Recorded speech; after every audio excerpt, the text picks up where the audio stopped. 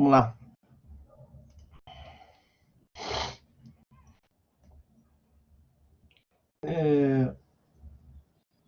Nós vamos hoje começar a falar dos procedimentos previstos no CPC. Tá?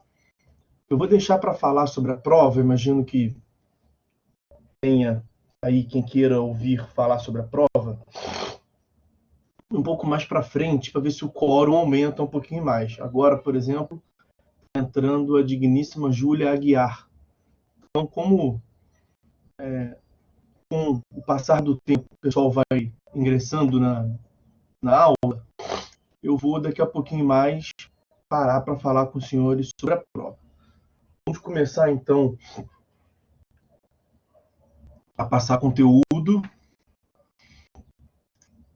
E quando fizer uma daquelas pausas para tomar um café, para dar uma respirada, quando o quórum tiver melhor um pouquinho, a gente fala de uma vez sobre a prova, senão eu vou ter que falar agora e depois vão perguntar e eu terei que falar de novo. A Andressa agora está entrando. Tá? Bom dia, Júlia. Bom, então, vamos lá.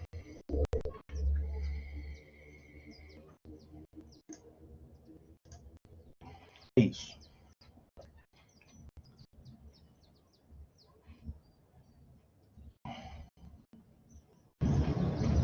Como eu lhes disse, nós vamos começar no encontro de hoje a tratar dos procedimentos especiais previstos no CPC. Tá? Veremos os principais deles. Tem alguns que não tem sentido, não tem utilidade, nem dá tempo de tratarmos aqui. Nós veremos os principais dos procedimentos especiais previstos no CPC. O primeiro deles é a ação de consignação em pagamento, procedimento de consignação em pagamento. Esse procedimento está previsto entre os artigos 539 e 549 do CPC, e essas previsões do Código de Processo Civil visam dar concretude e implementar uma modalidade de pagamento, consignação em pagamento, pagamento mediante consignação, e é um capítulo próprio do Código Civil, artigos 334 a 345 do Código Civil. Então, esse é um daqueles procedimentos que eu falei com os senhores lá no começo da disciplina, que foi criado, bom dia, Saul, que foi criado para atender uma peculiaridade do direito material.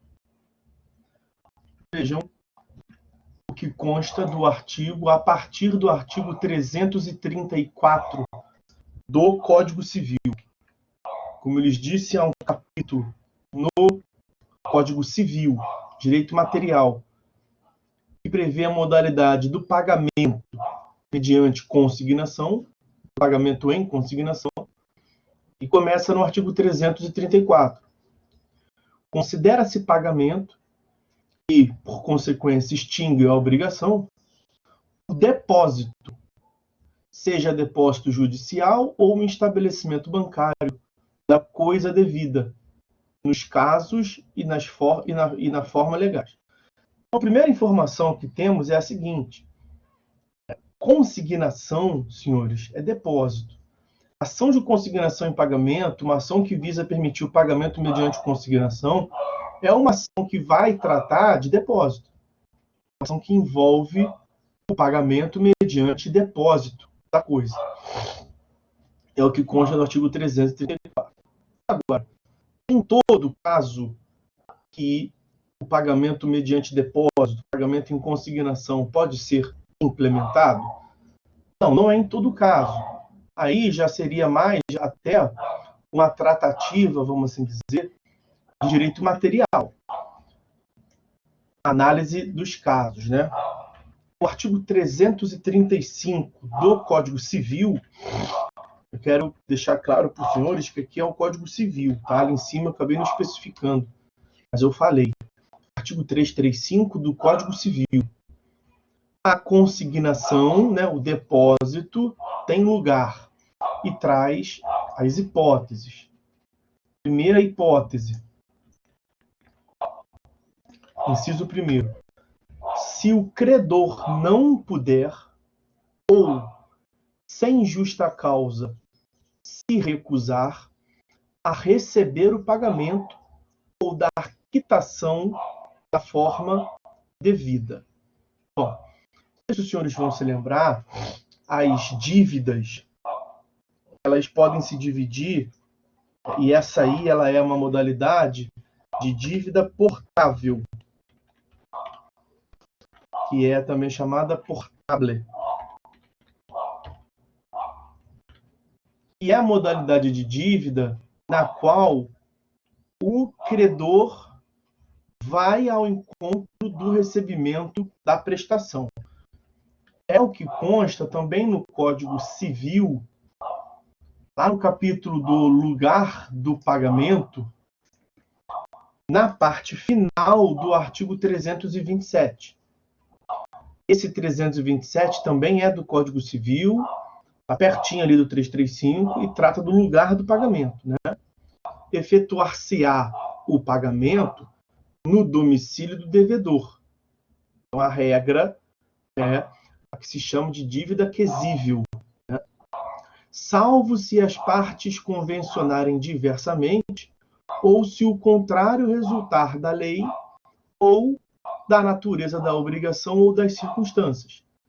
Então, pode ser que o credor se comprometa ao próprio credor e buscar a coisa. Então, essa é a primeira parte ali do 335, inciso 1º. Tá? Então, combine o 335, inciso 1º do Código Civil com o 327, segunda parte do Código Civil também. No próprio inciso 1º do 335 tem uma segunda parte, né? Quando o credor, sem justo motivo, recusa receber o pagamento ou recusa a dar quitação na forma devida. A respeito da quitação, nós temos o artigo 320, também do Código Civil, que vai dizer que a quitação é um direito, naturalmente, do devedor, né? A quitação, que sempre poderá ser dada por instrumento particular, designará o valor e a espécie da dívida quitada, o nome do devedor, ou quem por este pagou, o tempo e o lugar do pagamento com a assinatura do credor ou do seu representante, para que haja uma comprovação, uma certificação do pagamento. Né? Então, nessas hipóteses em que há, como assim dizer, uma mora, né, por parte do credor, o credor não foi receber a coisa, nas hipóteses em que competia a ele receber a coisa, que é uma hipótese excepcional. É a exceção pela segunda parte do 327 do Código Civil. Ou, sem justo motivo, se recusou a dar quitação, comprovante de pagamento, o devedor pode pagar mediante depósito. Porque se o devedor paga e não tem depois o comprovante de quitação que pagou, vocês já devem ter ouvido falar um princípio geral do direito: quem paga mal paga duas vezes. Se o devedor que pagou depois foi acionado em juízo pelo credor, não tiver como provar que já pagou, né, então pode ser que ele venha a ser condenado em juízo a pagar novamente. Quem paga mal paga duas vezes. Por isso que é direito do devedor receber o comprovante de pagamento, o termo de quitação da dívida. Inciso 2º desse artigo 335, que trata das hipóteses de pagamento mediante consignação. Vamos agora ao inciso 2º.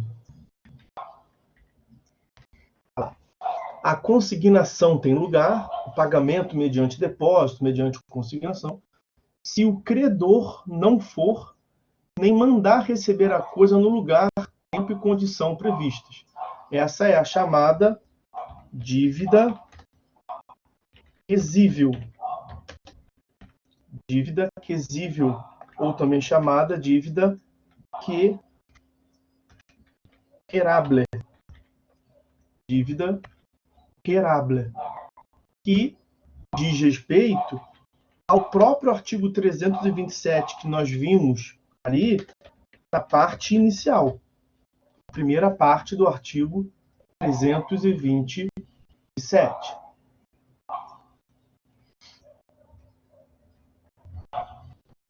Ok? Aqui estamos na regra geral, quer dizer, aqui estamos na exceção, que é quando o credor se compromete a ir buscar, não importa o inciso primeiro, a regra geral, que é no recebimento no domicílio do devedor. Aqui no inciso segundo, dívida quesível, portável, que é quando o credor se move a recebimento da coisa, e ele não faz no inciso segundo. No inciso terceiro do artigo 335 do Código Civil, são as hipóteses de cabimento do pagamento mediante consignação. Tá? Nós veremos lá, ó, a consignação, pagamento mediante depósito, tem lugar se o credor for incapaz de receber, for desconhecido, for declarado ausente, ou residir em lugar incerto, ou de acesso perigoso ou difícil. Então, são várias hipóteses em que não há uma condição para que o devedor cumpra a prestação em favor do credor. A incapacidade do credor, ela pode decorrer do artigo 310. Vou abrir aqui uma outra página do Código Civil, senão vai dar muito trabalho toda hora ficar indo lá na outra.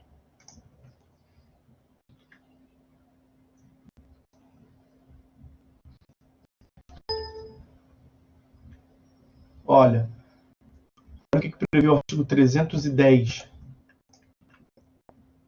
Esse inciso terceiro do artigo 335, ele tem várias hipóteses. Né? Uma delas é a incapacidade do credor. Não vale o pagamento cientemente feito ao credor incapaz de quitar, se o devedor não provar que em benefício dele efetivamente reverteu a prestação. Então, o devedor que cumpre a obrigação em benefício de um credor incapaz, ele assume para ele o ônus de ter que provar que reverteu a favor dele. Caso contrário, não vai valer como pagamento. Pode ser mais cômodo, mais seguro realizar o pagamento mediante depósito. Hipótese de credor desconhecido. Caso de falecimento. O credor era conhecido, mas ele morreu. E aí quem é o próximo credor? Né? Quem é o seu sucessor? Isso pode ser desconhecido. Credor ausente. O Código Civil regulamenta o Instituto da Ausência. Né? A parte, mas aí é mais para o começo do Código. Depois, o Código de Processo Civil vai até tratar também de um instituto, vai ter lá um procedimento de nomeação de ausente, nomeação de curador ao ausente, do representante ao ausente, artigo 744 do Código de Processo Civil, isso em relação a ausente. Credor que resida em... Como é que é? Credor que resida em lugar incerto ou de acesso perigoso. Aqui nós temos uma impossibilidade, que a doutrina civilista diz, uma impossibilidade lógica de cumprimento da obrigação. Tá? Então, nesses casos, vai ser cabível a realização, cumprimento da prestação mediante depósito. Inciso 4 do artigo 335 do Código Civil, que trata das hipóteses em que se admite pagamento mediante consignação. A consignação tem lugar, pagamento mediante depósito tem lugar, se ocorrer dúvida sobre quem deva legitimamente receber o objeto da prestação. Essa dúvida legítima sobre quem deva receber é uma controvérsia jurídica, uma dúvida sobre quem seja o credor. E aí, se você efetuar o pagamento ao credor errado, né, um suposto credor, você vai ter que, né, aquela ideia, quem paga mal paga duas vezes. Vejam o que prevê, deixa eu ver se eu acho aqui o artigo 344 do Código Civil, nesse capítulo mesmo da consignação, pagamento mediante consignação. Ó, o devedor de obrigação litigiosa, dúvida quem pagar, exonerar-se-á mediante consignação. E se pagar a qualquer dos pretendidos credores, tendo conhecimento do litígio, assumirá o risco do pagamento. O risco de ter pago ao credor errado, e aí depois o credor correto vai lhe cobrar. O que importa é que o credor correto não recebeu, quem paga mal paga duas vezes. Então, para evitar esse risco, é cabível o pagamento mediante consignação. Nós veremos que tem um procedimento no CPC, o CPC regulamenta essa hipótese. O devedor vai a juízo, deposita coisa, cita os dois, né, e basicamente diz assim: excelência, o que me competia é isso. Eu quero pagar, estou pagando. Não sei a quem pagar. Uma dúvida legítima entre esses dois credores. Os dois estão se dizendo credores. Eles que briguem aí. E aí, o processo acaba em relação ao devedor. Ele cumpriu a prestação dele. O processo continua, o litígio entre os dois pretensos credores, para ver quem vai levantar a coisa. Nós vamos ver isso no Código de Processo Civil. Para terminar, a última hipótese do artigo 335 do Código Civil são as hipóteses nas quais se admite pagamento mediante consignação. Inciso 5º. A consignação tem lugar, pagamento mediante depósito tem lugar, se pender litígio sobre o objeto do pagamento. Eventual litígio que envolva terceiro a respeito da prestação. Vejam a esse respeito o que prevê o artigo 312 do Código Civil. Artigo 312 do Código Civil, que trata dessa questão a respeito de notificação por parte de terceiro quanto ao cumprimento da prestação. Olha, se o devedor pagar ao credor, apesar de intimado da penhora feita sobre o crédito ou da impugnação a ele oposta por terceiros, o pagamento não valerá contra estes, contra os terceiros, que poderão constranger o devedor a pagar de novo, ficando-lhe ressalvado o regresso contra o credor. Então, se ficar demonstrado que o devedor não deveria pagar ao credor, mas aos terceiros, que o terceiro penhorou o crédito do credor e o devedor pagou errado ao credor, ele foi notificado, ele continua devendo aquela prestação. Ele vai ter que pagar ao terceiro e ele tem um crédito, porque ele pagou errado, ele tem um crédito para receber daquele credor originário. Nesses casos, esse sujeito que está enrolado desse jeito, ele geralmente não tem crédito para satisfazer a dívida, né? Aí que está a dificuldade. Mas combinem o 335, inciso 5º, com o artigo 312 do Código Civil. Pois bem, essas são as hipóteses de cabimento da consignação em pagamento prevista no artigo 335 do Código Civil. No ordenamento, ainda tem outras previsões. Então, vamos dizer, outras hipóteses de cabimento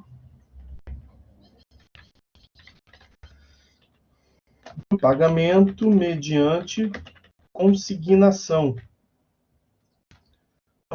Nós podemos citar aqui, ó, os artigos 33 e 34 do Decreto-Lei 3365 de 41, que é o que trata da desapropriação.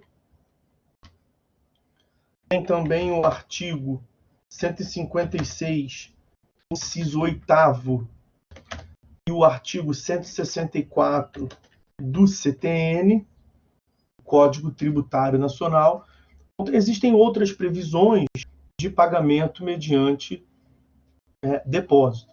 Ali no caso da desapropriação, o ente público desapropriou um bem, deposita em juízo e tem por satisfeita a prestação. Então, essas são as hipóteses de cabimento. Vamos tratar aqui, grosso modo, das hipóteses do Código Civil, porque Decreto-Lei da Desapropriação, Direito Administrativo, CTN, Direito Tributário, quem vai tratar. O Código Civil, como eu lhes disse, ele continua o trato, a tratativa do pagamento mediante consignação do artigo 336 ao artigo 345. Eu fiz uma análise, senhores, dos artigos 334 e 335, que são os mais importantes, vamos assim dizer. Agora nós vamos partir para o Código de Processo Civil, tratar de aspectos processuais.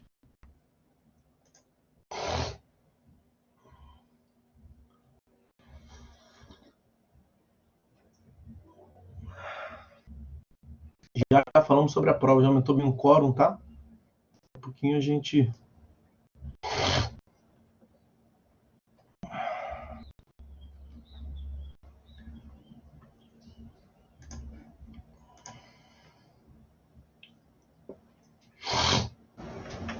Então, amigos, nós vimos os artigos 334 e 335 do Código Civil sobre as hipóteses de cabimento. 334, o que é o pagamento mediante consignação. 335, quais são as hipóteses nas quais se dá o pagamento mediante consignação. Bem assim dizendo, o artigo 335 do Código Civil, ele vai consistir no mérito da ação de consignação em pagamento. Se era cabível, se era caso de consignação em pagamento, isso vai ser afirmado na sentença. Quando o juiz julgar procedente ou improcedente, ele vai tratar do 335 do Código Civil. Tá? E qual é a finalidade? Vamos fazer aqui considerações gerais a respeito dessa ação de consignação em pagamento do ponto de vista processual. A primeira consideração é o seguinte: percebam que aqui nós temos uma inversão da polo dos sujeitos do processo do que costumeiramente acontece na prática. Na aula de legitimidade das partes, condições da ação, lá em Teoria Geral do Processo, nós vimos que devem atuar em juízo os sujeitos da relação de direito material. Essa é a legitimidade ordinária, né? A compatibilidade entre os sujeitos da relação de direito material e a relação de direito processual. Deve estar em juízo, portanto, fazendo valer um direito próprio àqueles que atuam na relação de direito material. Na relação de direito material, nós temos um sujeito ativo, que é como exemplo o credor, um sujeito passivo, que é como exemplo o devedor. Em geral, o que a gente vê? Um devedor que não cumpre a prestação, um credor que vai a juízo buscando o cumprimento da prestação.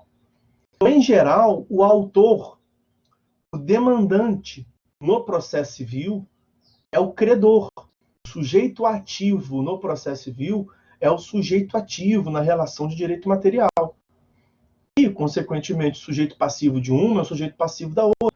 O demandado no processo civil, na ação, o réu é o devedor, o sujeito passivo que não cumpriu. Isso é o que costumeiramente, ou não cumpriu do modo como deveria cumprir, pagou pela metade, sei lá, pelo menos. Isso é o que, na maioria dos casos, acontece. Aqui, na ação de consignação em pagamento, que nós temos uma inversão. É justamente o contrário que acontece. O autor é o devedor. O pagamento mediante consignação, a ação de consignação em pagamento, se dá em casos nos quais o devedor quer pagar e não está conseguindo. O devedor vai a juízo e pede uma providência do Estado juiz para que o Estado juiz reconheça e declare que a obrigação está extinta. Aqui estou depositando a minha prestação, o que eu devo, declaro extinto por sentença. Basicamente isso. E por que ele faz isso? Além de ser ético e moral e ser o certo a adimplir as obrigações, Qual é o principal objetivo, o principal efeito? É evitar as consequências da mora, né? Porque eventual inadimplemento da prestação incide, faz com que reclama a incidência, como prevê o artigo 395. Deixa eu ver se eu acho aqui. 395 do Código Civil. Vou pegar aqui o capítulo da mora. Olha, lá no Código Civil,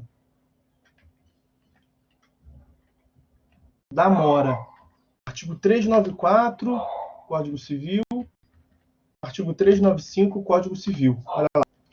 Considera-se mora o devedor que não efetuar o pagamento e o credor que não quiser recebê-lo no tempo, lugar e forma que a lei ou convenção estabelecer. 395.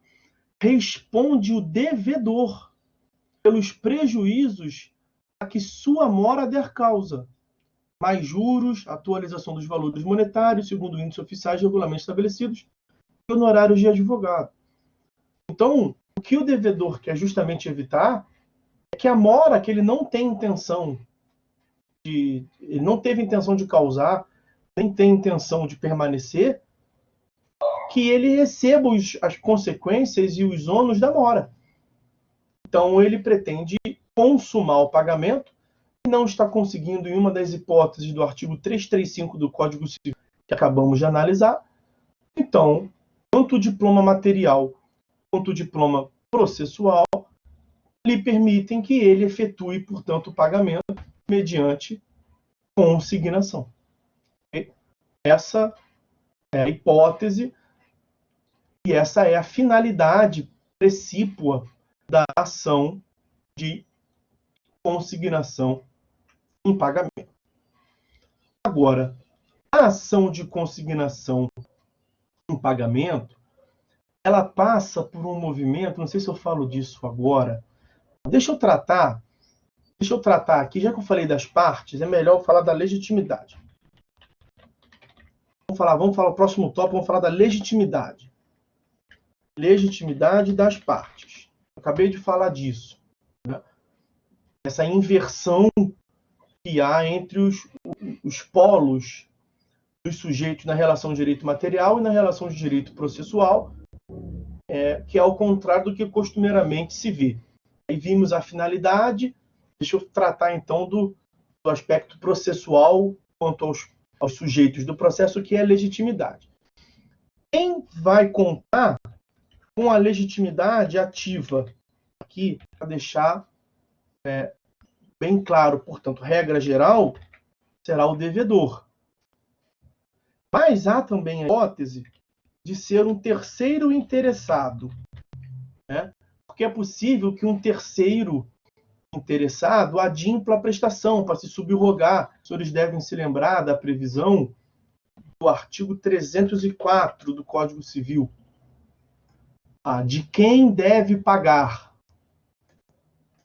Quem deve pagar? Qualquer interessado na extinção da dívida pode pagá-la, usando, se o credor se opuser, dos meios conducentes à exoneração do devedor. Não é apenas o devedor, né? Qualquer interessado.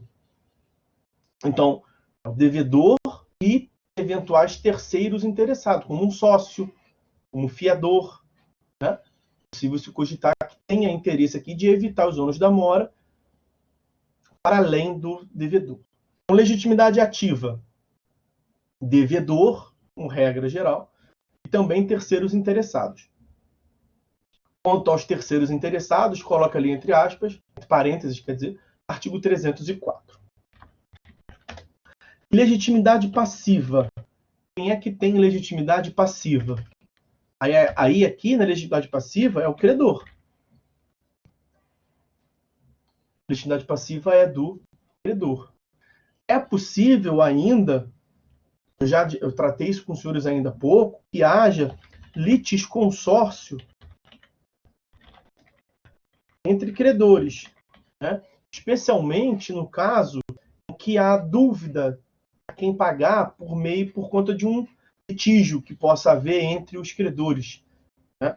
Nós vimos essa hipótese do artigo 335, inciso 4º do Código Civil. 335, inciso 4º do Código Civil. Vou ver se eu trago aqui de novo. Ó.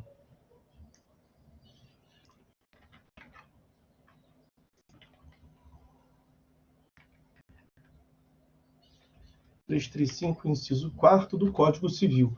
Esqueci de botar ali CC de Código Civil, mas é do Código Civil que eu venho falando. Se ocorrer dúvida sobre quem deva legitimamente receber o objeto do pagamento. Para que não fiquemos apenas no Código Civil, olha a previsão do artigo 547 do CPC.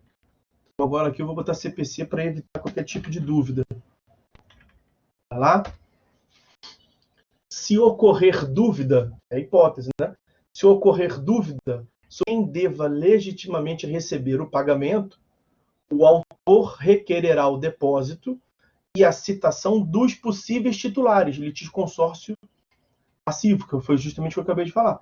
Os possíveis titulares do crédito, os possíveis credores, para provarem o seu direito. E aí, basicamente, aquilo que eu falei. O devedor cumpre a sua prestação e se exonera, se exime. E aí, depois, eles credores, os supostos credores, que ficam em juízo, brigando e discutindo quem é que vai ter,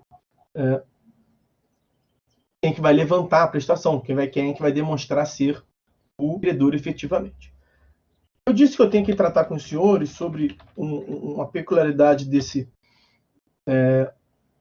da ação de consignação em pagamento, mas antes disso, vamos tratar ainda da competência. Tá? Vamos tratar da competência da ação de consignação em pagamento. Em relação à competência de foro, né, competência territorial, nós temos aqui uma exceção à regra geral do artigo 46 do CPC. Temos uma exceção à regra geral da competência territorial no foro de domicílio do réu. Aqui será competente o foro do lugar do pagamento. Será competente o foro do lugar do pagamento. Vejam aí esse sentido que prevê os artigos 327 e 328 do Código Civil. Trata justamente do lugar do pagamento. Resumindo isso aí, é o seguinte: em regra, e previsão de direito material, tá? Em regra, o pagamento deve se dar no domicílio do devedor, que são as chamadas dívidas quesíveis. Dívidas quesíveis, artigo 327, como tratamos. Como exceção, excepcionalmente, seja por convenção das partes ou previsão em lei, é possível que seja em outro lugar. E aí essas são as chamadas dívidas portáveis. É o que consta do artigo também 327, parte final, e também 328, ambos do Código Civil. Ali, 327 em cima, senhores, é do Código Civil, ok? 327 do Código Civil. Bom, e no Código de Processo Civil, os senhores vão encontrar a previsão a respeito da competência, como eu mencionava aos senhores, no artigo 540 do CPC. Então, com essas previsões, com esse conhecimento sobre o lugar do pagamento, que os senhores já viram na aula de Direito Civil, só estamos aqui recordando, para requerer-se-á a consignação no lugar do pagamento. E sobre o lugar do pagamento, artigos 327 e 328 do Código Civil. cessando para o devedor a data do depósito, os juros e os riscos, salvo se a demanda for julgada improcedente. Finalidade, como eu lhes disse, a ação de consignação e pagamento é essa, para que cesse em relação ao devedor, logo quando do depósito da coisa, o depósito equivale ao pagamento, nesses casos, os juros e os riscos do negócio, tá? Obrigação. Há uma previsão bem específica do artigo 328, né? Artigos 328 e 341 do Código Civil, que trata de são obrigações que têm como objeto da prestação bem imóvel ou corpo certo. Né? Aí, nesse caso, a peculiaridade é que, nesses casos de corpo certo, bem imóvel vai para o 47 do Código Civil, né? Bem imóvel, há uma atração do próprio bem imóvel. Agora, é o 328 do Código Civil. Se o pagamento consistir na tradição de um imóvel ou em prestações relativas a imóvel, far-se-á no lugar em que situado o bem. 328 do Código Civil. E é no sentido lá do artigo 47 do CPC. Né? Obrigações, em geral, relacionadas a direitos reais sobre imóvel, atraem a competência para o local do próprio imóvel. Agora, em se tratando de... Deixa eu ver se eu pego aqui o 341. De obrigações de corpo certo, é o que a segunda parte do 341 do Código Civil,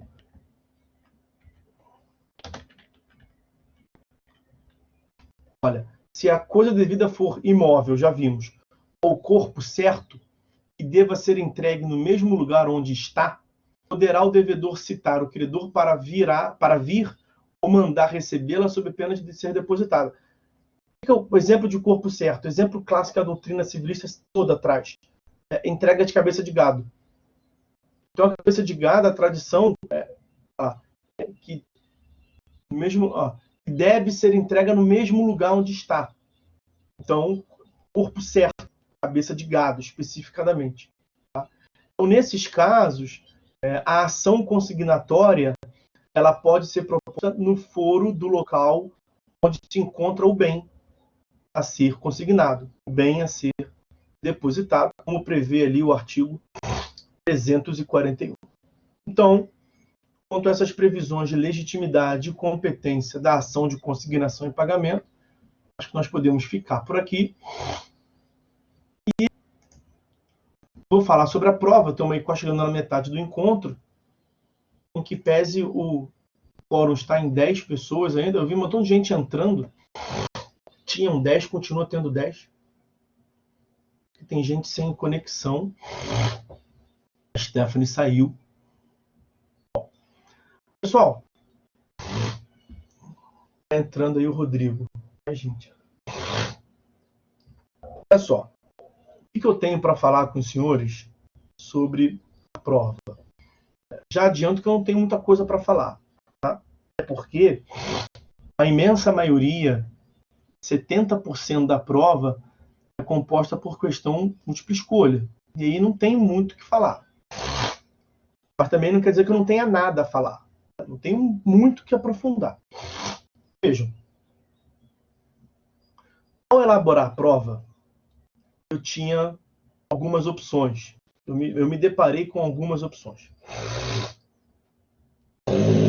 Porque esse semestre é um semestre diferenciado, como o passado foi. Nós estamos todos nos adaptando, questões de calendário e tudo mais.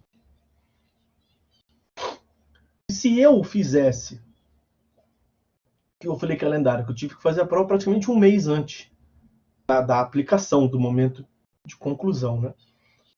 E aí a gente tinha acabado de sair de uma P1. Então, se eu fizesse como em geral se faz, né? Você cobra o que você já lecionou, ou praticamente não teria nada para cobrar entre a P1 e a P2, que é o que eu sempre combino com os alunos, de modo geral, de fazer, né?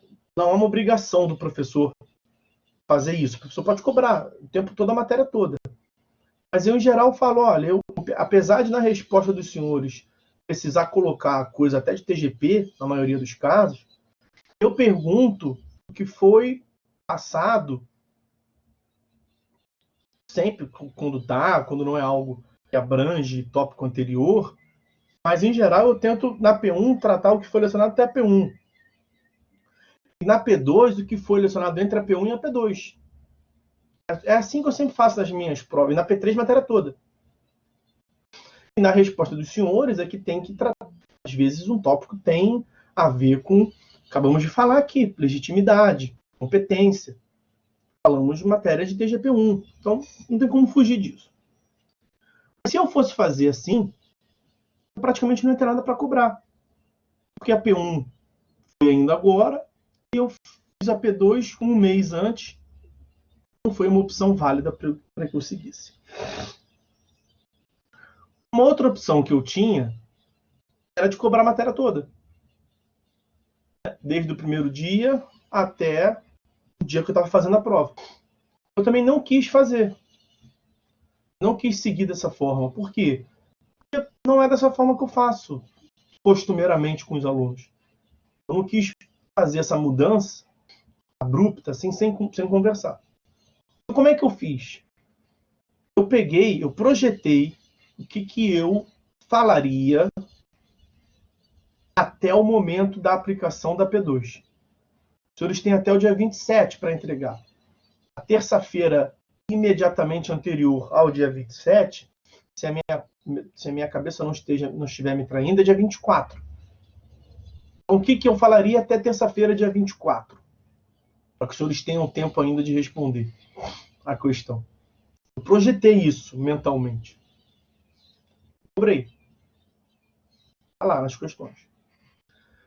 Pode acontecer de ter uma questão sobre uma matéria que eu não vá falar em sala de aula, não deu tempo para falar, porque pode acontecer qualquer tipo de coisa. Ontem mesmo eu fui dar aula, a minha câmera não estava funcionando no aplicativo da plataforma aqui. Ela estava funcionando tudo quanto é lugar, a internet funcionando tudo direitinho, mas ela não estava conectando aqui, estava falando que estava desconectada, sei lá, nem lembro, estava offline, algo nesse sentido assim. Então eu perdi umas meia hora ontem para entrar. Aqui hoje de manhã, com os senhores, me apareceu o mesmo informativo, mesmo aviso. Eu falei, de novo não. Aí depois sumiu. E aí eu não perdi tanto tempo. Mas nós estamos sujeitos a qualquer tipo de situação. Pode acontecer uma quarta de manhã, terça, né? Uma terça de manhã, qualquer dessas aí, eu estar sem internet, por exemplo. Recentemente eu tive que dar aula de reposição para vocês, que minha mulher passou por uma cirurgia, para saber. Tudo isso pode acontecer. Se porventura algo vier a acontecer, ou eu projetei de falar e não deu tempo de tratar tudo, todos podem ficar tranquilos. Naturalmente, na hora de corrigir, eu vou saber disso. Se está cobrado uma matéria que eu não falei, é claro que vai ser invalidada a questão. Né? Eu acho que o mais importante que eu tenho para falar com os senhores aqui é isso. Então, vou dar um exemplo. Está cobrado na prova ação monitória. Ação monitória nós não vimos ainda. Eu espero que dê tempo de ver. Mas se por acaso não der, toda questão sobre ação monitória vai ser invalidada. Eu vou redistribuir o ponto. Um gabarito que eu vou fornecer o feedback a todos os senhores, até lá, sei lá qual é. Questão número 8. Anulada. Não foi trabalhada em sala de aula.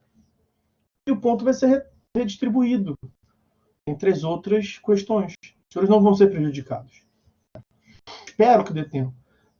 Na prova dos senhores tem questões, tem uma questão, ou mais de uma, agora não lembro, sobre a ação de consignação em pagamento, que é a que estamos vendo aqui agora. Entendeu? Tem ação, tem questão, salvo engano, sobre a ação de exigir contas. É a próxima que nós veremos.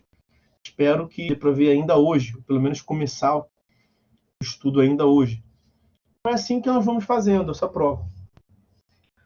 Quem quiser adiantar, quem quiser já ir fazendo, dá para já ir fazendo bastante coisa, porque tem as questões discursivas, as questões de múltipla escolha, tratam de alguns tópicos que, nas alternativas, né, nós já mencionamos, nós já trabalhamos aqui.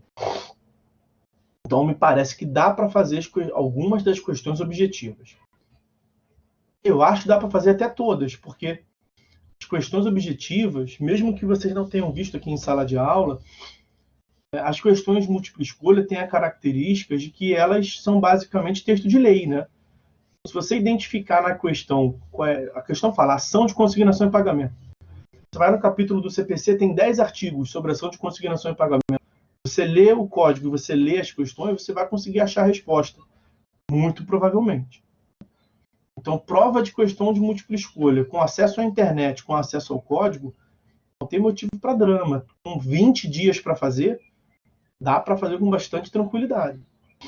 E aí, assim, isso para quem não quiser esperar, né? Para quem já quiser ir fazendo. Tem duas formas, então. Primeira forma de fazer a prova, esperar eu ir passando o conteúdo para responder. Ou, segunda delas, já quer ir fazendo.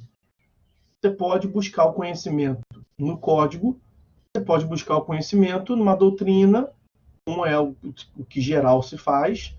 Mas se achar que a doutrina trata de uma forma robusta e não está conseguindo entender bem, tem vídeos meus no meu canal do YouTube, tem vídeos meus sobre cada um desses procedimentos que eu cobrei para os senhores.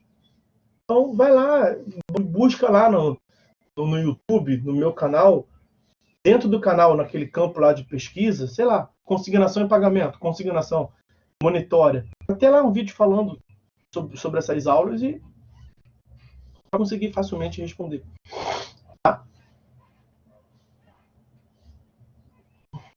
Para isso. Mas outras considerações sobre a prova. Somente pode ser entregue pelo sistema AVA, mas isso foi igual a P1 e dentro do prazo. Né? Então, acho que era isso que eu tinha para falar com os senhores sobre. O mais importante era tranquilizar a respeito das questões que nós não trabalhamos ainda.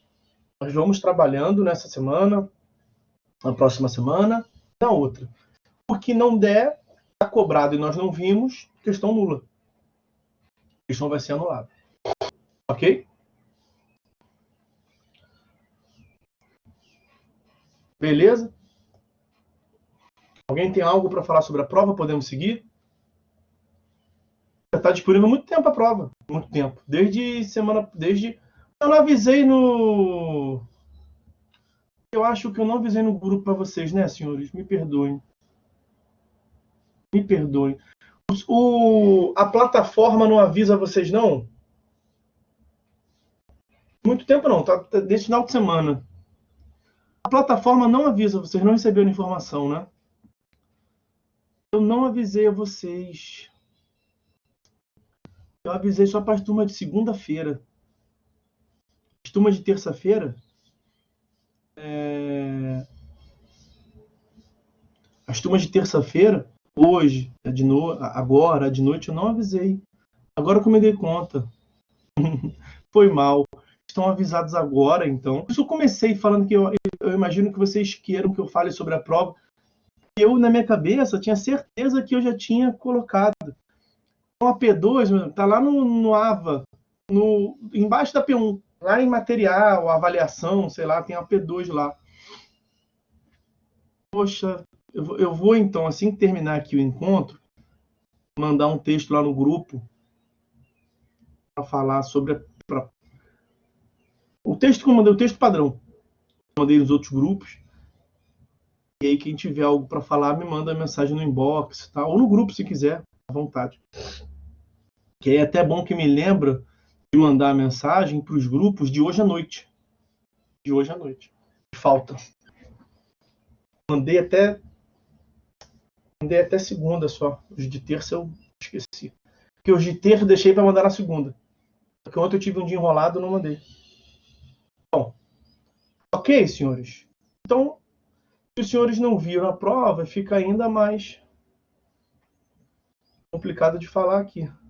Não precisa, Divânia. As múltiplas escolhas não precisam de justificativa, senhores. Número 1, letra tal. Número 2, letra tal. Número 3, letra tal. É o suficiente. O Anderson falou que já está fazendo a dele. Eu sei que os senhores vão trocar figurinha entre os senhores. Aí, veja, aí não tem nem do jogo, tá? Múltipla escolha. É bom que os senhores vão... Eu acho válido, porque os senhores vão vendo como é que em geral você trabalha.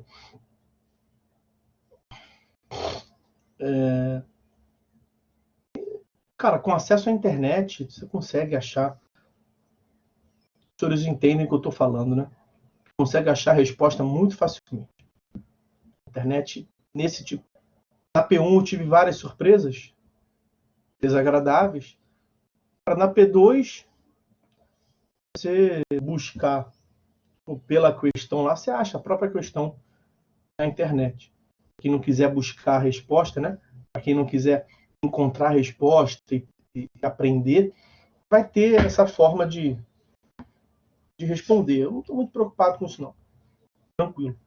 Tá?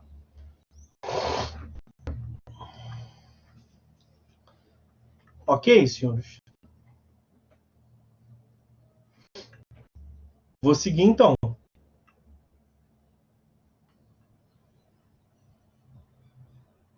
Óbvio, estamos na metade da aula. Vou seguir. Ok? Vou considerar como ok. Vou seguir.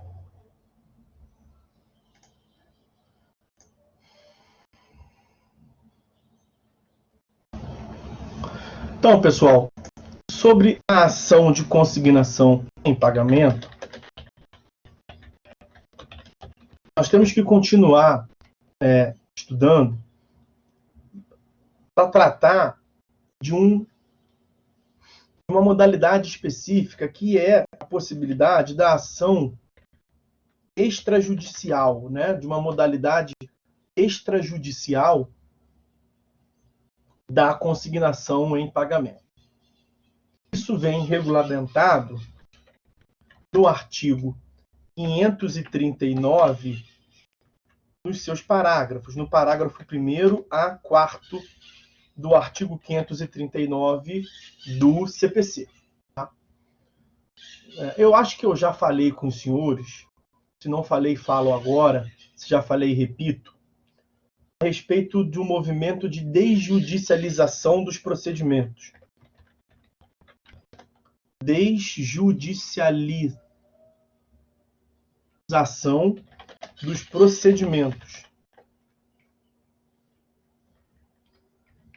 Significa retirar do judiciário, tanto quanto possível, isso por previsão normativa, claro, como acabamos de falar, parágrafos 1º a 4º do artigo 539, retirar do judiciário os procedimentos para exercício de jurisdição. Em geral, esses movimentos de desjudicialização dos procedimentos foram atribuídos aos cartórios. Vocês já devem ter ouvido falar do divórcio extrajudicial, do inventário extrajudicial, do encartório. Nesse caso aqui, nós temos uma situação peculiar de desjudicialização dos procedimentos que não se dá em cartório, mas perante instituição financeira. Porque o pagamento mediante consignação em pagamento não diz respeito a depósito. Então, me parece intuitivo, ao se falar em depósito, já imaginar diretamente um banco, uma instituição financeira. E aí, os parágrafos 1º a 4º do 539 vão tratar... Vou trazer aqui o caput do 539 para não ficar solto, perdido, tá? mas não é dele propriamente que eu quero tratar.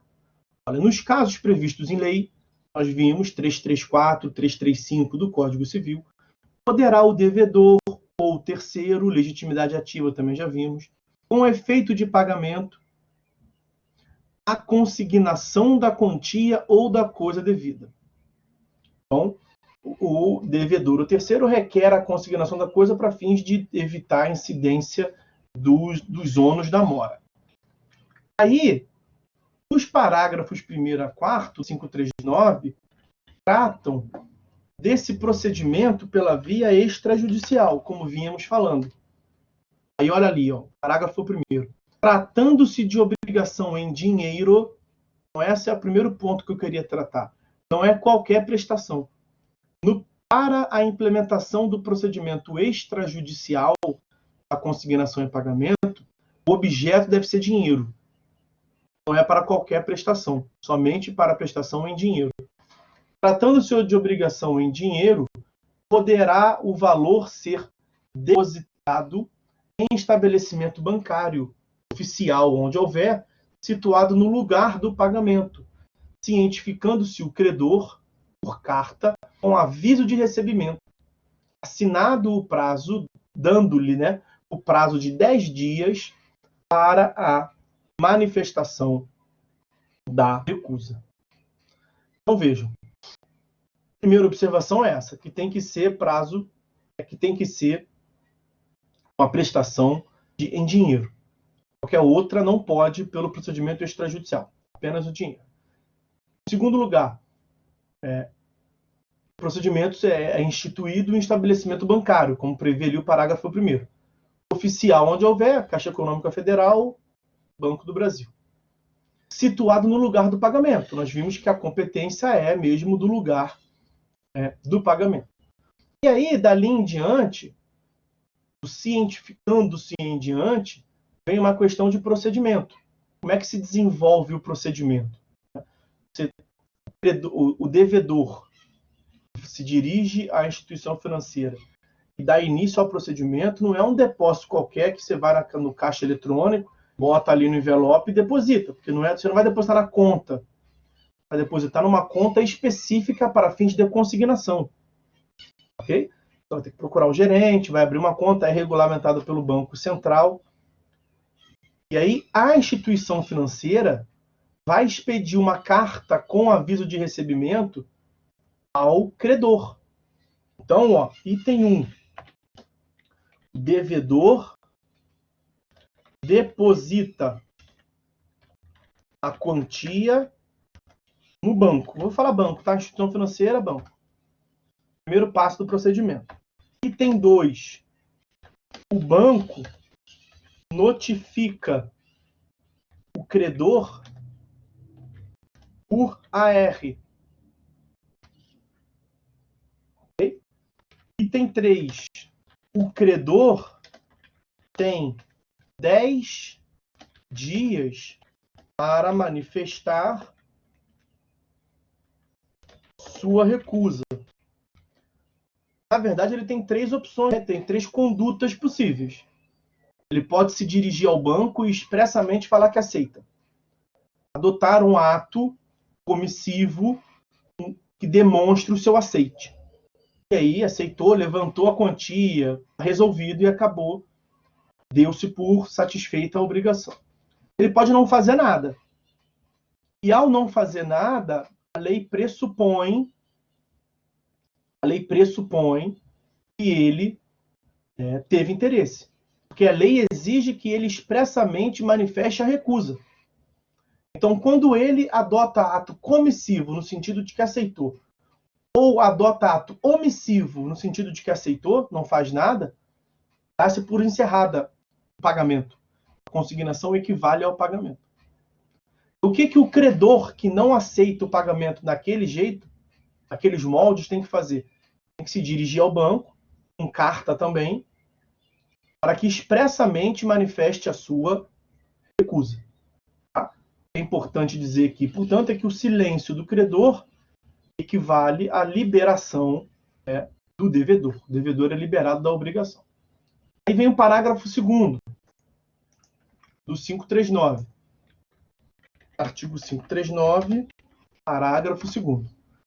Decorrido o prazo do parágrafo 1º, 10 dias, contado do retorno do aviso de recebimento, sem a manifestação de recusa, considerar-se-á o devedor liberado da obrigação, ficando à disposição do credor a quantia levantada, a quantia depositada.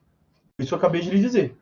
O silêncio, decorrido o prazo de 10 dias, sem manifestação no silêncio, sem a recusa por escrito, isso vai presumir, portanto, que ele aceitou.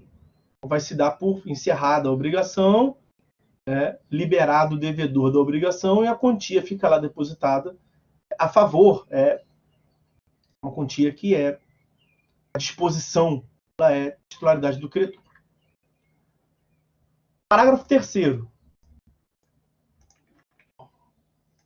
Artigo 539, parágrafo 3º. Ocorrendo a recusa manifestada por escrito ao estabelecimento bancário, poderá ser proposta dentro de 1 mês a ação de consignação, instruindo-se a inicial com a prova do depósito e com a prova da recusa. Veja, o que significa essa previsão de que após a recusa do credor, dentro de 1 mês, o devedor pode propor a ação de consignação? É que dentro desse 1 mês, ele vai poder, o devedor, propor a ação de consignação judicial perante o judiciário. O movimento, a tentativa extrajudicial não deu certo. Ele tentou, depositou, o credor notificado recusou expressamente, acabou o procedimento. Agora só lhe sobra a via judicial. Ele pode propor ação judicial? Pode, acesso à justiça. Mas não vem desse parágrafo 3º, está na Constituição, acesso à justiça. Artigo 5º, inciso 35. Esse parágrafo 3º tem o seguinte sentido. Proposta a ação de consignação dentro de 1 mês, o depósito bancário, que foi, portanto, realizado até 1 mês antes, 1 mês e 10 dias, né? Ele depositou, teve 10 dias para recusa, depois ele tem 1 mês para propuração. Aquele depósito realizado anteriormente, ele será considerado a data do depósito judicial. Ou seja, a finalidade da ação de consignação e pagamento não é evitar a incidência em relação ao devedor, se ele tiver ao final razão, dos ônus da mora, atualização monetária, juros, todas aquelas consequências. Se der certo, nesse caso, ele tentou extrajudicialmente, o credor não admitiu, ele vai propor uma ação judicial. Se ao final a ação de consignação e pagamento for procedente, isso vai significar que não vai incidir os ônus da mora desde a data do depósito bancário. Desde a data do depósito bancário. Então, esse é o sentido de interpretação do artigo 539, parágrafo 3º. E aí, por fim, o parágrafo 4º desse 539, onde os senhores verão a complementação disso que eu acabei de dizer. Não proposta a ação de consignação e pagamento perante o judiciário no prazo do parágrafo 3º, 30 dias após a recusa, ficará sem efeito o depósito bancário, podendo levantá-lo o depositante. Ele não está à disposição do credor, ele está à disposição do depositante, que vai ser o devedor ou um terceiro interessado, como nós vimos. Esse é o procedimento extrajudicial. Algumas pequenas considerações complementares a esse procedimento extrajudicial. Em primeiro lugar, apresentar para os senhores a súmula 179 do STJ, súmula 179 do STJ, que é clássica, no sentido de que o estabelecimento de crédito que recebe dinheiro deve responder pela correção monetária, atualização monetária. É uma súmula clássica. O que eu mais quero falar aqui é o seguinte. A lei de locações, né, Lei 8245 de 91, salvo engano, 91, acho que é Lei de Locações, ela prevê no artigo 67 um procedimento próprio para fins de consignação de aluguel. Consignação de aluguel. O aluguel é pago por prestação pecuniária. Em tese, se poderia cogitar se depositar em estabelecimento bancário, havendo divergência quanto ao pagamento do aluguel, recebimento do aluguel, o credor não quer receber, o devedor quer pagar, consignação em pagamento. Consignação em pagamento de prestação pecuniária faz pela via extrajudicial. Prevalece o entendimento que não. Não é cabível o procedimento extrajudicial de prestação pecuniária de pagamento de aluguel, consignação de aluguel, porque o artigo 67 da Lei 8245 de 91, que trata da Lei de Locações, tem um procedimento próprio. Agora, o STJ, esse é o entendimento da doutrina. O STJ tem um entendimento no sentido de que não exclui o procedimento extrajudicial. Há uma pequena divergência que, para o STJ, não excluiria, em que pese esse procedimento próprio do artigo 67, não excluiria. Tinha uma previsão no projeto do novo Código de Processo Civil que expressamente afirmava o cabimento do depósito de aluguel, para não ter essa divergência, não ter controvérsia. Tá? Mas essa previsão não foi aprovada, não consta. Como eu coloquei para os senhores todos os parágrafos, nada se fala da prestação pecuniária do pagamento de aluguel. E tem também um outro detalhe, que é o artigo 33 da Lei 6766 de 79, isso aqui é uma questão urbanística, tá? Que é a Lei do Parcelamento do Solo Urbano. Lei do Parcelamento do Solo Urbano. Também prevê um procedimento específico para fins de consignação em pagamento numa questão lá de compromisso de compra e venda, de lote urbano. E aí aqui prevalece o entendimento, inclusive no STJ, pelo descabimento do procedimento extrajudicial. Por que pelo descabimento do procedimento extrajudicial? Porque deve ser feito no RGI. Não pode ser feito por essa forma como o CPC trata em instituição financeira.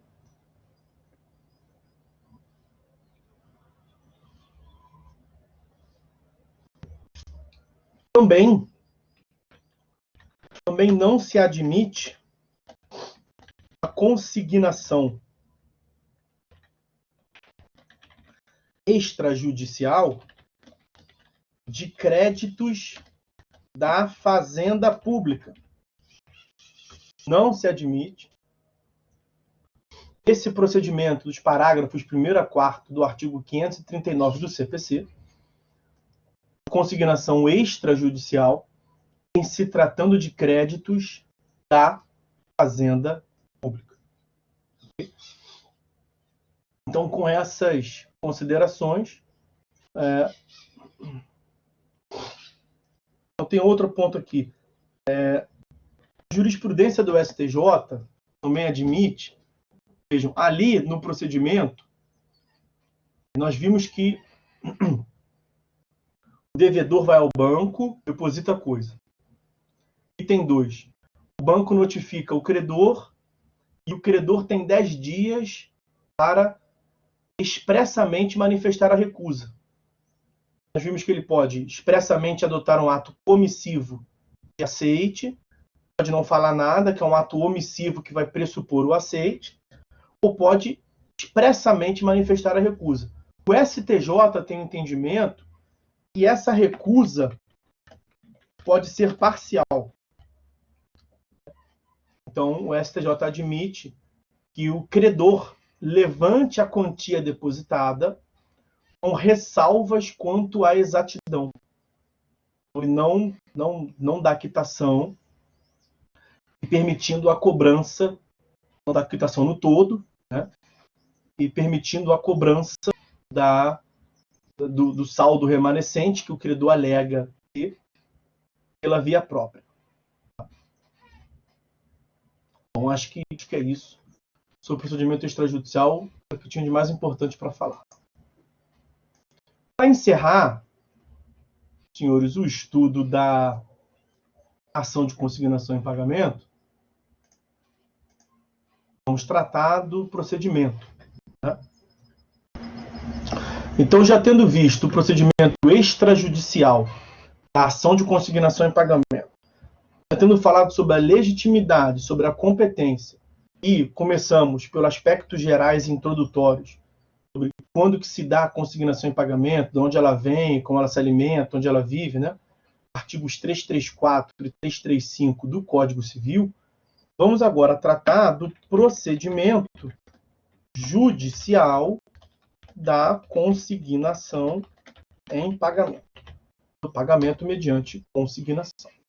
O primeiro item que nós temos que ver, essa recusa parcial seria por expresso, ele tem que recusar por expresso, né? Ele recusaria parcialmente por expresso. Andrés, o primeiro item que nós temos que ver é a petição inicial. A petição inicial está prevista no artigo 541 do CPC. Artigo 541 do CPC. No procedimento da ação de consignação em pagamento. Né? É necessário observar os requisitos da petição inicial também do artigo 319 do CPC que nós estudamos. E tem um pedido específico que é, na verdade, ação de consignação em pagamento. Nós vimos que a consignação significa depósito, né? Pagamento em consignação significa pagamento mediante depósito. Então, é elementar que haja um pedido expresso a respeito do depósito da coisa. Um requerimento de depósito da coisa ou da quantia. E aí, além dos requisitos, portanto, do artigo 319 do CPC, vejam que o artigo 542 prevê.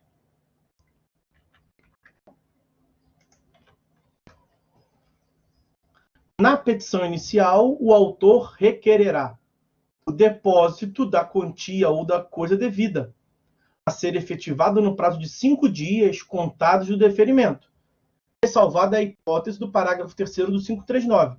Que ressalva é essa? Vamos começar pela ressalva. Quando já se deu o depósito no estabelecimento bancário. E dentro de 30 dias, o devedor, depois da recusa do credor, propõe a ação judicial. Então, vai se considerar o depósito já realizado lá perante o estabelecimento bancário. Não havendo depósito perante o estabelecimento bancário, tem que se consumar o depósito judicial. Uma parte requer o depósito judicial, o juiz defere, ela tem 5 dias para realizar o depósito. Parágrafo único. Não realizado o depósito no prazo do inciso 1º, o processo será extinto sem resolução do mérito. Por quê? A especialidade do procedimento, como nós estamos vendo, gira em torno do depósito. Ação de consignação e pagamento, ação no qual o pagamento se dá mediante depósito. Então, sem o depósito, perde o sentido a ação de consignação. Claro, nós temos aqui o princípio da primazia da resolução do mérito. Né? O juiz pode dar mais chances, mas também não é obrigado. O parágrafo único já traz que, descumprido o prazo de 5 dias, pode ser extinto. E o inciso 2º prevê que na petição o autor deve requerer a citação do réu para levantar o depósito ou oferecer contestação. O pedido de citação ele vem sendo considerado desnecessário por jurisprudência e doutrina. Tá? Não especificamente na ação de consignação, mas de modo genérico, em qualquer tipo de ação. A citação é um pressuposto de validade do processo, né? Artigos 238 e 239 do CPC. Então, a citação se dá por força de lei. Tenha o autor pedido ou não que cite o réu tem que ser citado. Então, veja que no Código de 73, no procedimento comum, tinha lá um inciso que previa, o autor tinha que pedir a citação do réu. No 319 do CPC atual, não tem. E o legislador se deu conta que não precisava tratar. Aqui ele manteve. Né? Desatualizada essa previsão, vamos assim dizer. É desnecessário o autor pedir. Mesmo que o autor não peça a citação do réu, não vai ter nenhuma invalidade. O juiz sabe que tem que citar o réu. E vai citar o réu para quê? Para que o réu ou levante o depósito, que vai equivaler a um reconhecimento da procedência do pedido, ou o réu ofereça a contestação para que venha a discutir ali a viabilidade do pagamento mediante consignação. Okay? Efetuado o depósito, senhores, o depósito da prestação, o risco da dívida é transferido ao demandado, tá? Que é o credor da prestação. O risco da prestação, após o depósito, é transferido ao credor, que é o demandado. Isso é o que se chama res erit creditoris. Os senhores devem ter visto isso em direito civil. Né? Quem responde pela depreciação, deteriorização da coisa após a realização do depósito, quem suporta esse risco é o credor. Pois bem, o artigo 541, ele curiosamente complementa o 542. Aqui o Código inverteu a ordem, né? Porque o 541 trata de uma hipótese específica, que é o de prestações sucessivas. Você imagina o pagamento de mensalidades de um clube, mensalidades escolares. Tratando-se de prestações sucessivas, consignada uma delas, requerer o depósito da primeira, depositor. Pode o devedor continuar a depositar no mesmo processo e sem maiores formalidades, as que se forem vencendo, desde que o faça em até 5 dias contados da data do respectivo vencimento. Isso aqui acaba sendo a concretização do que já constava no Código de Processo Civil, no artigo 323. Vejam. 323 do CPC também, lá no capítulo da petição inicial, do pedido. Ó. Na ação que tiver por objeto o cumprimento de obrigação em prestações sucessivas, essas serão consideradas incluídas no pedido. É uma lógica. Aquelas que se vencerem no curso do processo. Mesmo raciocínio em relação à ação de consignação e pagamento. Você quer consignar a prestação desse mês, e o processo avança, você também quer implicitamente consignar a prestação do próximo mês. Você pode? Pode. Tem que formular pedido expresso nesse sentido? Não. Já está implícito. Artigo 323. Você vai, dentro de 5 dias, requerer o depósito, vai efetuar o depósito em até 5 dias. Então, o devedor pode continuar a depositar no mesmo processo, sem maiores formalidades, em até 5 dias. Trata-se de uma medida de economia processual e evita a propositura de diversas demandas consignatórias, o que seria desnecessário. Com a citação, então está visto aí a petição inicial. Com a citação, que é determinada após a efetivação do depósito da coisa, então, a citação se dá após a efetivação do depósito da coisa. Como nós vimos, o procedimento gira em torno do depósito. A especialidade gira em torno do depósito. O réu nem é chamado a participar se a coisa não for depositada. Artigo 542, parágrafo único. O processo é extinto se o autor não depositar em 5 dias após o deferimento judicial. E aí, uma vez citado o demandado, o réu, que é o credor, né, o credor pode levantar a coisa e/ou contestar. Se ele contestar, ele vai discutir a viabilidade da consignação. Ele também pode adotar as duas providências. Ele pode discutir a viabilidade da consignação. Por exemplo, está discutindo que o valor está errado. Ele não deu quitação porque há uma discussão quanto ao valor. E ele pode já levantar a coisa. Vamos lá. Se o devedor quer pagar 1.000 e o credor não dá quitação porque aos olhos do credor não são 1.000, são 1.500, ninguém duvida que 1.000 são devidos. A controvérsia gira em torno do 1.001 em diante. Então, que se deve R$1.000, não tem dúvida. O próprio devedor quer pagar R$1.000. E o credor quer receber, mas ele quer receber mais de 1.000.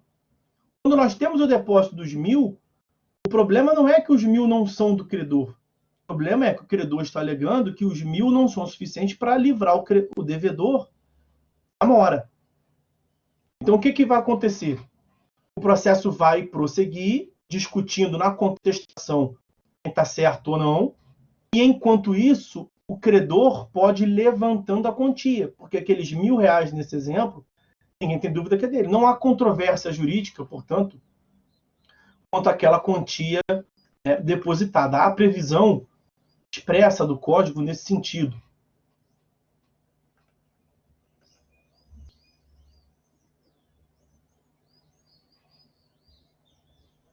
Ó, 545, como nós veremos adiante, ele trata da insuficiência do depósito, que foi essa hipótese que eu cogitei com os senhores ainda agora. No caso do caput, insuficiência do depósito, poderá o réu levantar desde logo a quantia ou a coisa depositada. Então, a consequente liberação parcial quanto àqueles R$1.000, está satisfeita a prestação. Consequente liberação parcial do autor, que é o devedor. Prosseguindo o processo quanto à parcela controvertida. E aí, no meu exemplo, vai ficar a discussão se o devedor continua devendo ou não os 500 que ele não pagou. Se o credor tem ou não o direito de receber, a diferença é que é os R$500. Ao final, o devedor, que é o autor, tendo razão, está tudo resolvido, não deve mais nada. Se ao final, quem tinha razão era o credor, não era 1.000, era 1.500, você vai calcular nos meses todos que foram pagos 1.000, ele vai ficar devendo R$500, vai incidir em cima de R$500 os ônus da mora. Essa é a questão. Ok? O 543 tem uma previsão específica, que é a hipótese na qual o objeto da prestação for uma coisa indeterminada. Se o objeto da prestação for coisa indeterminada e a escolha couber ao credor, será este citado para exercer o direito dentro de 5 dias. Porque aí, vejam, o procedimento não é para depósito. O devedor, nesse caso, não pode depositar. Ele não sabe qual é a coisa precisamente. Aqui é o procedimento de concretização, de definição da coisa.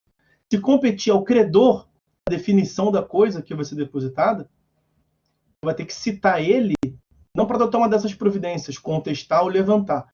É um caso diferenciado. Ele vai ter que peticionar dizendo qual coisa que ele quer, para que depois o devedor, o autor, tenha 5 dias para depositá-la. Então, será este o credor citado para exercer o direito dentro de 5 dias, se outro prazo não constar de lei ou do contrato, ou para aceitar que o devedor o faça, devendo o juiz, ao despachar a petição inicial, fixar o lugar, o dia e a hora em que se fará a entrega sob pena de depósito. Trata, portanto, de coisa incerta. Coisa incerta que tem regulamentação nos artigos 243 a 245 do Código Civil. Nas hipóteses de coisa incerta, coisa indeterminada, em regra, a escolha compete ao devedor. Para que a escolha caiba ao credor, como é o que está cogitando 543, isso tem que constar da lei ou do contrato. Da lei ou do contrato. E nesses 5 dias, caso ele não se manifeste, aí é ping-pong, né? A bola volta para a primazia da escolha, volta para o devedor, que é a regra geral. E aí o devedor vai, a parte final do 543 fala, foi pena de qualquer uma das depositadas ser aceita. Vamos ver quais sejam, depois da citação, quais são as providências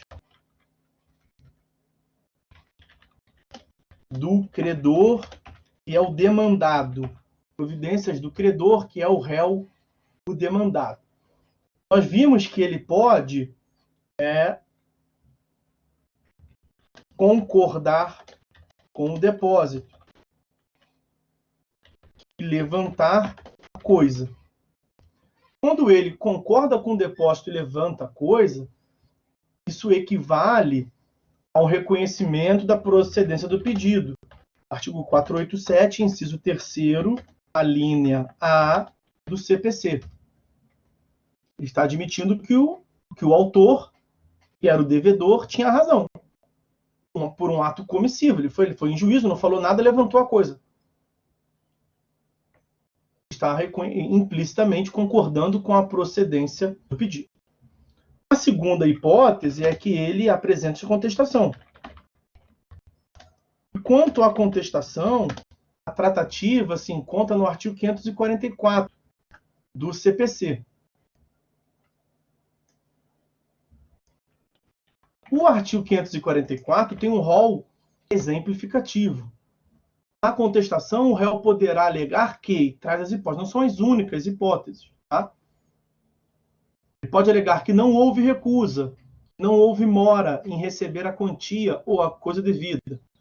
Ou pode falar que houve recusa sim, mas a recusa foi justa. Como nesse caso, excelência, esse cara quer pagar 1.000, mas são devidos 1.500. Recusei, não é justo. O réu pode alegar que o depósito não se efetuou no prazo ou no lugar do pagamento. Houve uma falha quanto ao depósito, ou que o depósito não é integral. Na hipótese do depósito não ser integral, o parágrafo único do 544 prevê que ele deve indicar aquele ônus de impugnação especificada, né? Aquele ônus argumentativo. Quando você diz que o depósito não é integral, você só pode afirmar isso quando você diz qual é o valor correto, né? Você não pode falar, não, ele não deve 1.000, não, está errado. Na verdade, está errada a sua alegação também. Só pode dizer que ele não deve só R$1.000 quando você diz, então, quanto que ele deve. Veja que o tempo todo, naquele exemplo que eu cogitei, eu falei, não deve 1.000, você deve 1.500. Então, é o que o parágrafo único do inciso 4º está nos dizendo.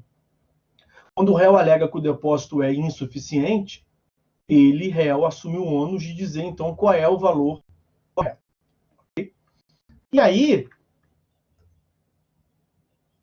o 545, que foi o que eu mencionei ainda há pouco com vocês, vai prever o seguinte, olha, alegada a insuficiência do depósito, é lícito ao réu, me perdoem, é lícito ao autor, que é o devedor, completá-lo em 10 dias, salvo se corresponder à prestação cujo inadimplemento acarrete a rescisão do contrato. Aquele inadimplemento absoluto, né? Imagina aquele vestido de noiva para ser entregue num casamento. Aí já acabou inadimplemento absoluto. Mas sendo prestações pecuniárias, como é aqui o grande exemplo, na maioria dos casos, não incide essa ressalva final. Então, quando o cara diz não são 1.000, são 1.500, o autor é ouvido, que é o devedor, em 10 dias. E aí, em tese, o autor pode complementar os R$500 para equivaler para evitar os ônus da mora. E vai ficar todo mundo feliz. O autor não vai receber os ônus da mora, que é o devedor, e o credor vai ter recebido tudo. Ele vai ter 10 dias para complementar. E aí tem aquela previsão do parágrafo 1º, eu tratei ainda há pouco com vocês. No caso do caput, pode o réu levantar desde logo a quantia depositada, com a consequente liberação parcial. Porque quando se discute que o depósito é insuficiente para fins de recordação, não há controvérsia quanto ao valor depositado. Voltem àquele exemplo. O devedor quer pagar 1.000. O credor quer receber 1.500. Ninguém tem dúvida que R$ 1.000 é do credor. O credor não quer receber só 1.000. Então, em juízo, ele bota os R$ 1.000 no bolso e continua o processo para fins de discussão se aqueles 1.000 são suficientes para extinguir a obrigação ou não. Se aqueles 1.000 são apenas parciais, isso pode ensejar ao final uma complementação. E aqui um dado importante. Perceba então que o autor, nesse exemplo, pretende se ver livre da obrigação. Ele interpreta o contrato no sentido que deve 1.000, e o credor não dá quitação, porque ele interpreta o contrato no sentido de que agora a prestação foi para 1.500. O devedor vai a juízo para pagar 1.000. Depositou os 1.000. O credor, que é o réu, se defendeu dizendo que é insuficiente. Que 1.000 não paga. É 1.500. Ele está embolsando os 1.000 todo mês, que é pago. O devedor paga 1.000, o credor embolsa 1.000. O devedor paga 1.000, o credor embolsa 1.000. Tem uma liberação parcial. E o processo está prosseguindo, nesse nosso caso, para discutir se subsiste ou não a dívida quanto aos R$ 500. Eu disse isso para os senhores. Se ao final o juiz chegar à conclusão que o autor, o devedor, tinha razão desde o início, então a sentença vai ser de procedência. A sentença vai ser. Então já podemos tratar da sentença, né? A sentença vai ser de procedência da consignação, vai liberar totalmente o devedor. Ele vai responder por ônus nenhum da mora. Agora, a sentença de improcedência da consignação em pagamento pode vir a resultar uma condenação do autor. Percebam bem. A sentença de improcedência, nesse caso, em que o autor, devedor, depositava 1.000 e o credor, réu, pretendia receber 1.500, ao final, se o juiz vier dizer assim, senhor devedor, autor, a outra parte tinha razão o tempo todo. Não era 1.000, era 1.500. Então, esses 5 anos de processo que você todo mês pagou 1.000, e nesses 5 anos você ficou devendo a cada mês 60 prestações que você ficou devendo R$ 500. Então, vamos multiplicar 500 por 60, vamos incidir aqui correção monetária, juros, mês a mês. E eu te condeno para que você complemente 30.000 e qualquer coisa. Se as contas não me traírem aqui. 30.000 e qualquer coisa. Uma atualização. Eu quero que os senhores percebam o seguinte. A ação de consignação em pagamento tem natureza dúplice. Isso é algo que nós vamos falar aqui em vários procedimentos. Natureza dúplice. O que significa falar em natureza dúplice? É uma via de mão dupla. Uma rua de mão dupla. Uma ação de mão dupla. Em geral, o autor formula um pedido e o máximo que ele tem de prejuízo é não ganhar. O máximo que ele tem de perda é deixar de ganhar o que ele pediu. Isso é em geral.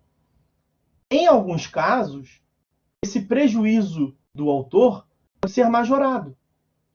O prejuízo do autor pode equivaler a uma perda na sua situação jurídica, literalmente dizendo. Como é esse caso? Na ação de consignação em pagamento, quando o depósito é feito a menor, o depósito é feito reconhecidamente pelo juiz de modo insuficiente, o autor é condenado, independentemente do réu ter pedido algo.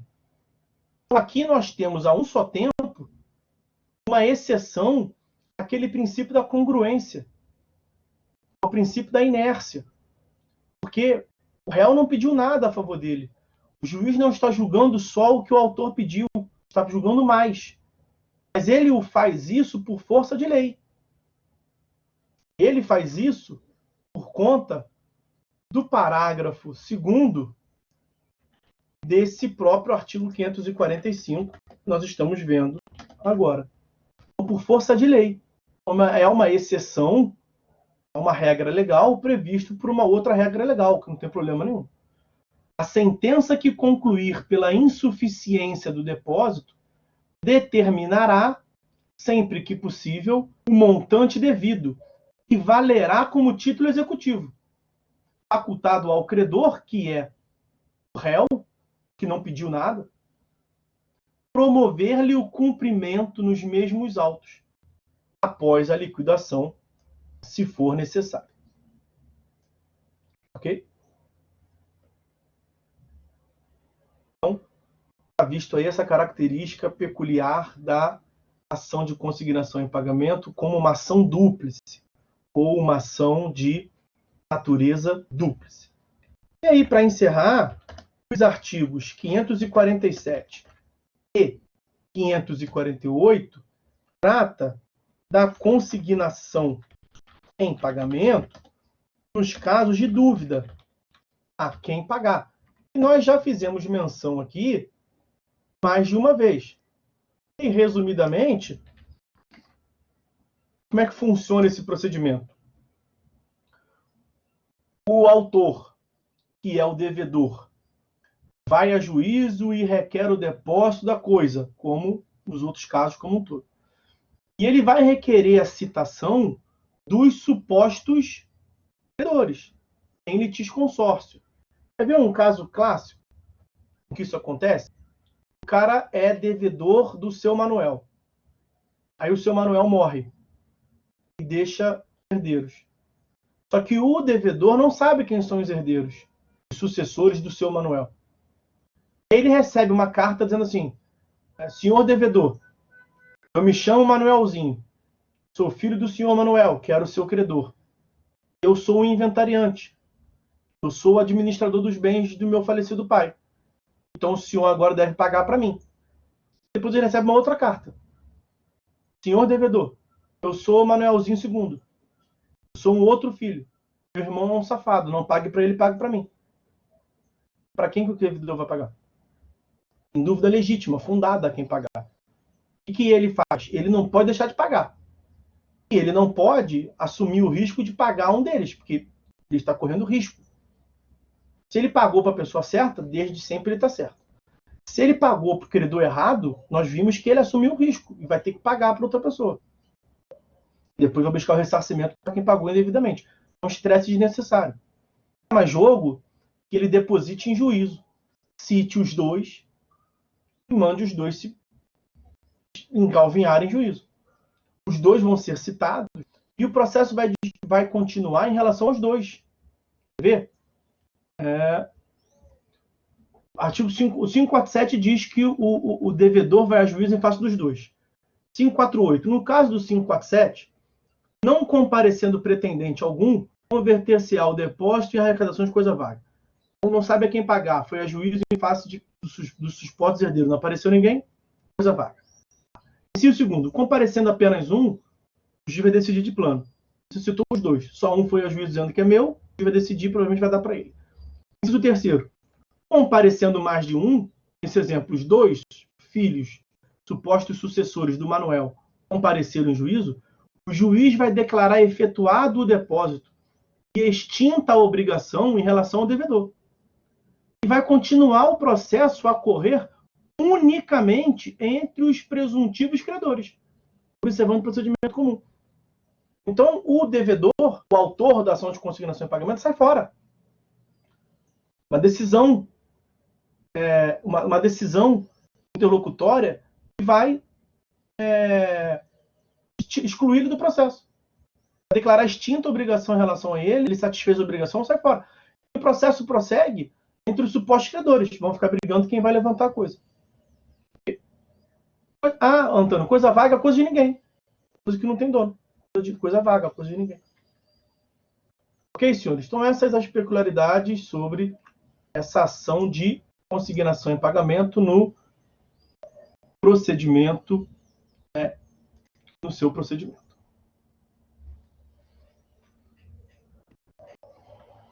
Deixa eu aproveitar aqui, eu sei que faltam 15 minutos.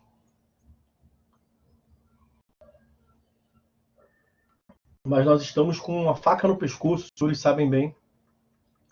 com relação à prova e com relação ao conteúdo. Se for necessário, provavelmente eu vou dar aula para os senhores depois da prova, tá? Aí comparece quem quiser, mas eu estarei aqui dando aula para os senhores depois da prova. Mas eu vou seguir aqui o nosso encontro para apresentar para os senhores, minimamente que seja, a ação de exigir contas. É uma outra ação, é um outro procedimento especial criado em razão do direito material, criado peculiaridade do direito material. Essa ação está regulamentada entre os artigos 550 e 553 do CPC.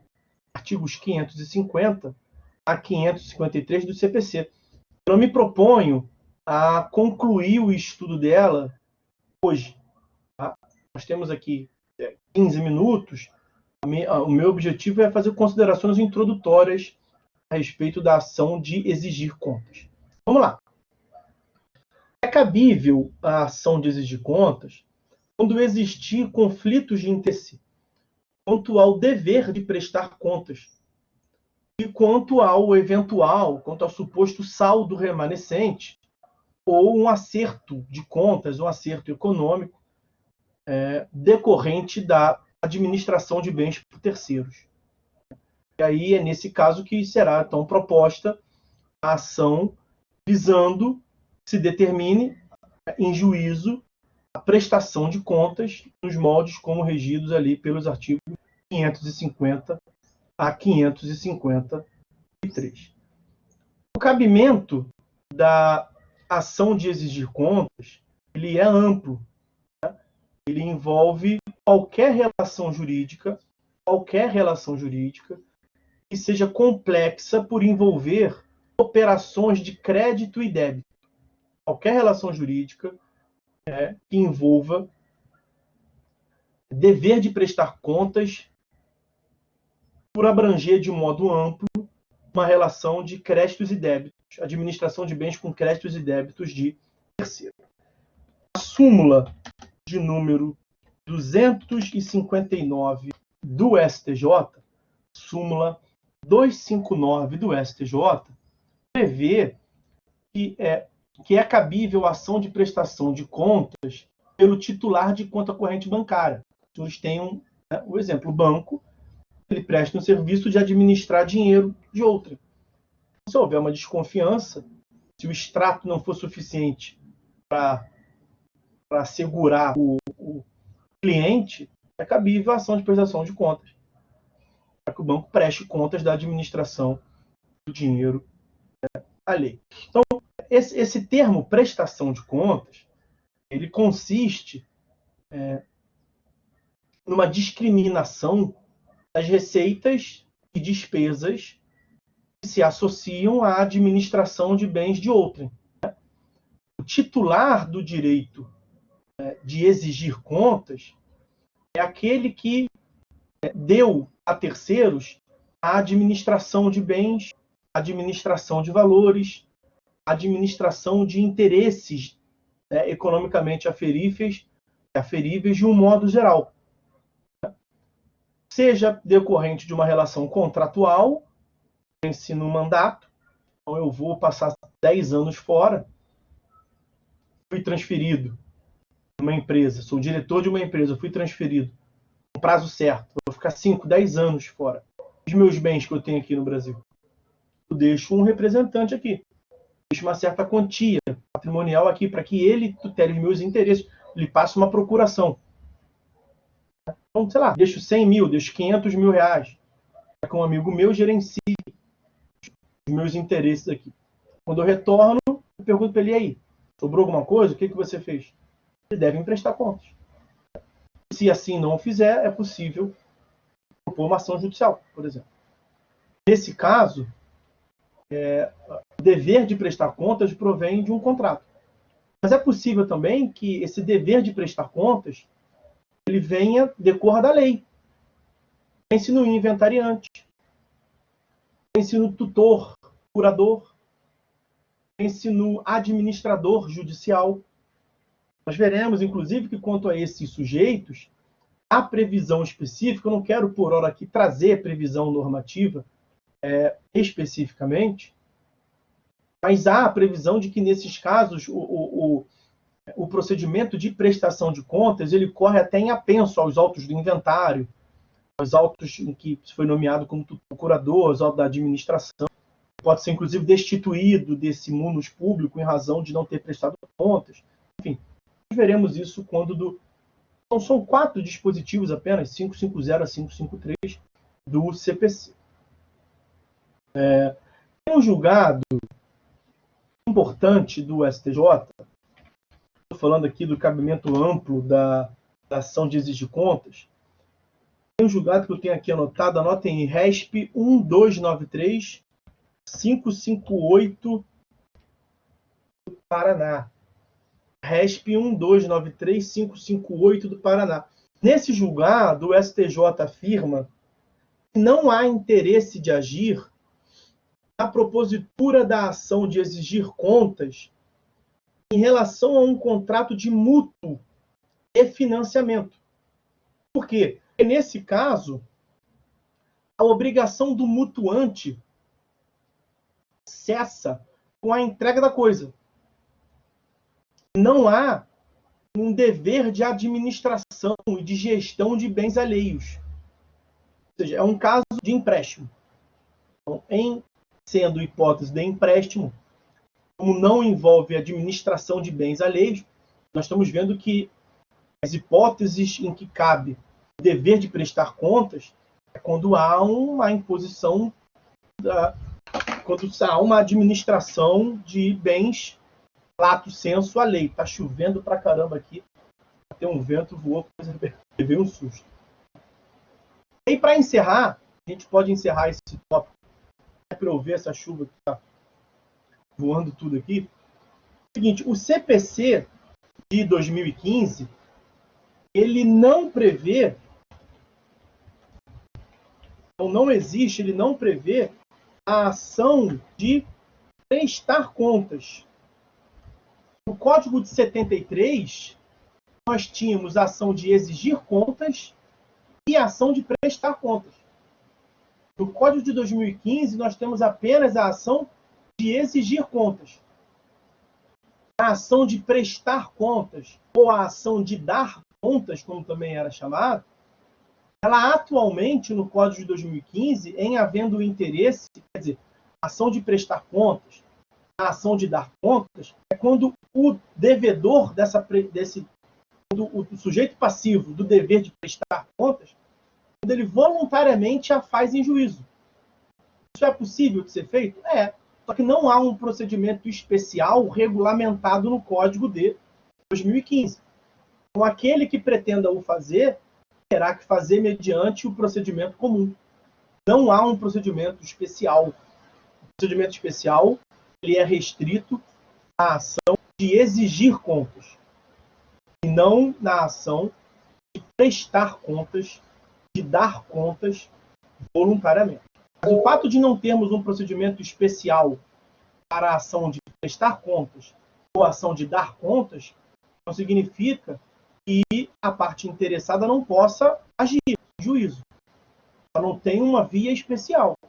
Significa, portanto, que ela vai propor essa demanda pelo procedimento comum. Ok?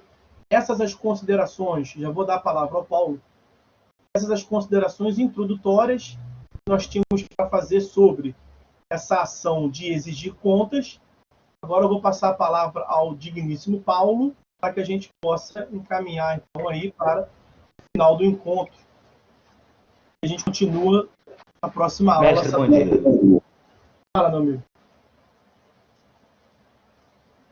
Mestre, o senhor falando a respeito desse tópico, me veio uma dúvida à mente. Eu não sei se a gente vai poder enquadrar aqui nessa questão de exigir contas, né? Quando o senhor falou da administração de bens, me veio à mente a organização religiosa ao qual eu pertenço. Então, ali, naquela igreja existem vários imóveis que são da igreja, existe a administração de recursos que são dados à instituição. E no caso querer saber o que está sendo feito com o nosso e a instituição se recusando a prestar essas contas, isso é um motivo pelo qual eu posso entrar com uma ação de exigir contas em relação a...